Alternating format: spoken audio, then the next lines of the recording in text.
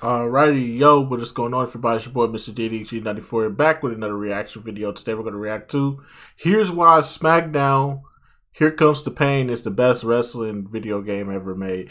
I'd highly doubt that. I still don't think it is. I know a lot of people are saying, well, it's going to be a debate in the comment section.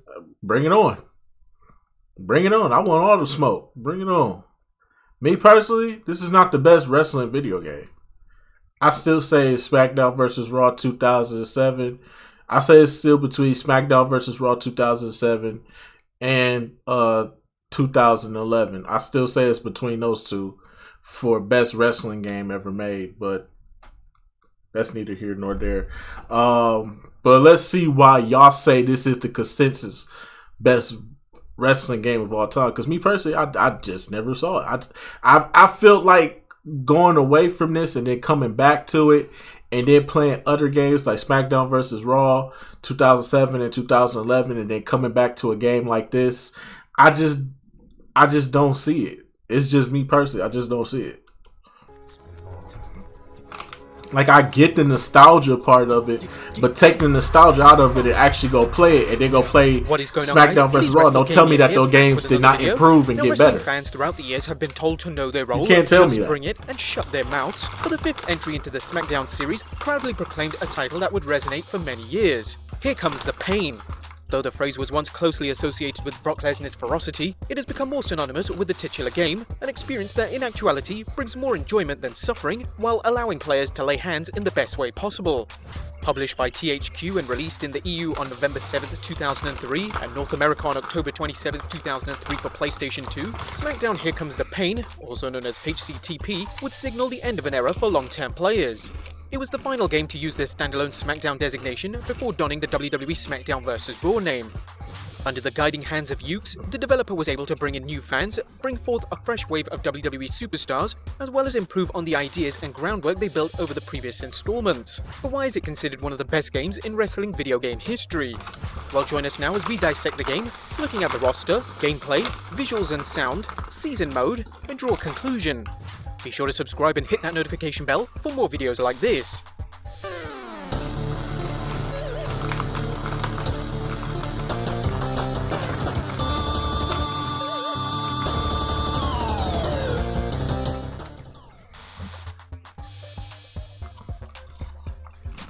Now, annual sports games sell because of their updates to graphics, and more importantly for most, a stacked current roster.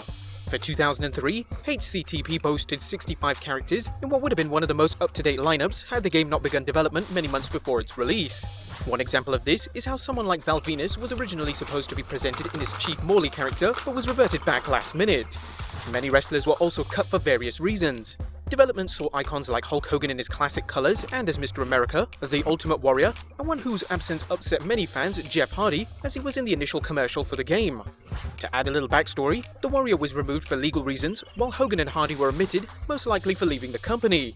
Data found in the code for other wrestlers who were left out include William Regal, Bradshaw, Billy Kidman, Spike Dudley, Jamal and Rosie of 3 Minute Warning, Billy Gunn, and Molly Holly, while Al Snow, Bill DeMont, Nunzio, Hardcore Holly, Scotty 2 Hotty and Johnny Stamboli were all cut out in the early stages. Though the roster was still quite large, many fans felt their certain favourites were missing, and the lack of selection for female wrestlers stood out to some, but we obviously needed Molly Holly.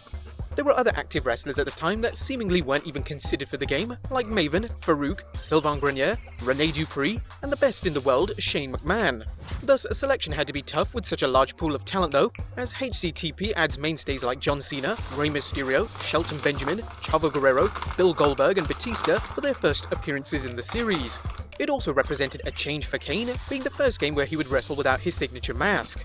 Many of these spots will be taken by the addition of legends, bringing the superstars of yesteryear to fight in fantasy bouts against the new breed.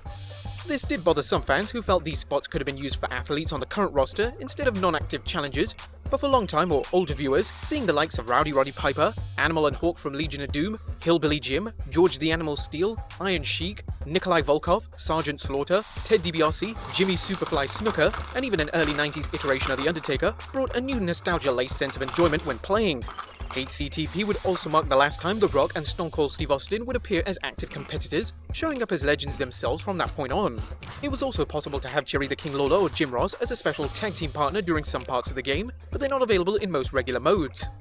Though HCTP boasts an impressive roster, some players prefer to blaze their own path and create a unique superstar for the game. This mode saw the least amount of changes from the previous entry Shut Your Mouth, but it is still just as engrossing. Create a Wrestler offers more in most areas with new options, but some categories like hairstyles strangely have less to choose from. Much of the gameplay was overhauled, even if it might not stand out immediately. Not only how wrestlers' stats determined were tweaked, but some logic was tied to their interaction with each other. No longer would a high flyer like Rey Mysterio Jr. be able to pick up a heavyweight like A-Train for large moves, but rather show how stressful the attempt was. This new attention doesn't mean that some wrestlers aren't still overpowered or certain moves weren't broken, as using Brock Lesnar and Goldberg just felt cheap at times. The grappling system saw a major revamp, bestowing players with 4 times as many moves and making chain wrestling feel like more of a possibility. Limb-specific damage was also a big attraction to allow more strategic players a chance to work over their desired extremity and finish off big with a submission move. Body damage is now displayed to help with this, and submission meters for both participants are in as well. Reversing also saw a change that most people appreciated, designating a button specifically for countering strikes and another for grappling. Though these changes greatly improved on overall gameplay, there were still collision issues, and some longer matches will result in cramped hands from all the button mashing. But that's not to say that playing isn't fun, as there are a ton of modes to choose from. Most of these bout types are standard, but HCTP introduces the first blood match, bra and panties fights for the women, and a fan favourite Elimination Chamber, another staple for the series. Strangely, the I Quit match and King of the Ring options were removed, leaving many to wonder why. Those exclusions aside, there are still plenty of modes to keep the replayability for HCTP high, but the exceedingly entertaining arenas are a major part of that. These lethal playgrounds offered more interaction and increased the insanity for those who dared to think big, like being able to jump from a helicopter onto an opponent. Yes, you could actually do that. For the time it was released in 2003, HCTP was the best looking WWE game to date.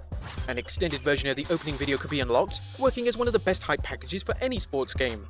The majority of the roster looked exactly like their real-world counterparts, while entrances and attires made fans quite happy. Many were especially overjoyed with the inclusion of blood and how the engine showed it off once a competitor had been busted open. HCTP features nearly every wrestler's theme song, with almost all of them being accurate to the time except for Victoria, Kane and Rob Van Dam, as well as the legends. There is music that plays over the action while a match is going on, while other tracks accompany menu and selection screens that offer decent tunes, they can become quite repetitious. Good commentary is tough enough on the live product, but it can be harder to do well in a wrestling game. Since what the previous entries offered was received so poorly, the development team decided to take it out completely with this new installment. The sound effects for the various attacks, slams and crashes are all satisfying and added a nice cushion of violence for those listening closely. Fans have come to expect compelling storylines in WWE games, that or a GM mode to keep them entertained until the next outing. The Caesar mode for HCTP is quite engaging, and though it only lasts for 1 year of the chosen superstar's career, it is well worth playing again for how unpredictable and all over the place the different arcs throw the player. This feature has built off previous games and refined the experience, but for brand new players, Caesar mode will feel like something fresh and special. Players get to make decisions about where they want to go, SmackDown or Raw, which titles they go on the hunt for, and who they ally themselves with, something that's really missing from current games. After a superstar is selected to follow through the year, there is a lot to do other than just put on incredible matches. The backstage socializing is the crux of the experience. Using the locker room as a central hub area, the player can adjust their profile, manage a stable when the time comes, or visit the shop zone to unlock further features. Players will be able to move to certain sections of the backstage area when they become available if there is another star or event to interact with. The back entrance, parking lot, training room, general manager's office, and corridors of the arena are all worth visiting when the story calls for it. Meeting up with another wrestler or manager can set up the next story segment, resulting in a character-building conversation, or at times causing an impromptu match. Some players complained about the lack of being able to freely roam, like with Shut Your Mouth, but in some ways, less is more. It is much easier to make sure the story is progressing and decisions feel like they actually matter. For those who really want to continue after the year is up, HCTP will keep track of every wrestler's title and stat history, as well as their win-loss record and most common opponents, but some of the storylines will begin to repeat, even if there are plenty of options to play with. But our conclusion? With fantastic gameplay, a top-notch roster, unlockables, and so much to do, it is no wonder why HCTP is held in such high regards. The game feels worth more than the original $60 asking price on replayability alone, but has an extra dose of nostalgia for most as well. Had THQ and Yuke's simply made a roster update and touched up the previous title's look, they would have been fine, but the companies listened to their fans and re-examined what needed to be tweaked to improve the overall experience. Their success showed in how well the game sold and the accolades it received, like winning the 2003 Spike Video Game Award for Best Fighting Game. Even under scrutiny, SmackDown HCTP shines through with how much it accomplished and got right, much like GameSpot pointed out by saying, "What the game lacks in innovation, however, is more than made up for in sheer playability." For true fans of the series or wrestling games in general, HCTP feels like an evergreen title, one that ushered out many stars and ideas of what would soon be a bygone era and signaled that a new age was imminent, as both came together for a brief moment blissfully on the horizon to create a masterpiece, a relivable moment in time, a thing that almost all wrestling fans can agree upon as one of, if not the best wrestling game ever. Do you think Here Comes the Pain is one of wrestling's best games ever? Fuck no. Fuck no. All just because you could jump off a helicopter and all types of other shit don't make up for the fact that innovation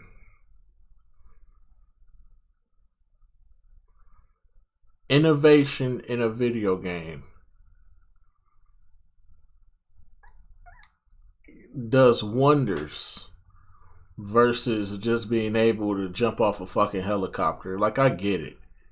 Could do all type of wild, crazy shit in this game, but seeing the evolution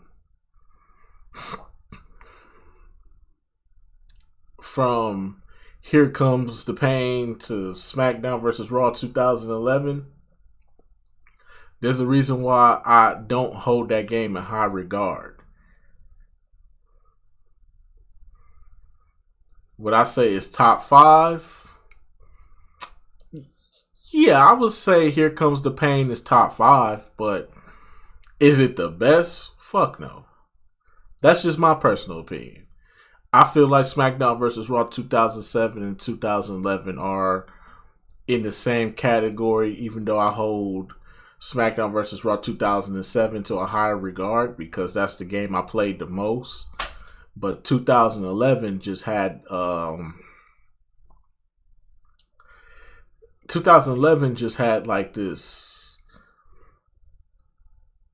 It's like they almost took it back to Here Comes the Pain, but made it like 10 times more better. In my personal opinion, if that makes sense. I feel like the story mode was way better. The gameplay was way better. The fact that you can just stack tables on top of tables and do all type of crazy shit with it. Bro, I just hold those games to higher regards. But anyways, though, tell me what y'all think down in the comment section below. I'll get back to you to then. Peace out.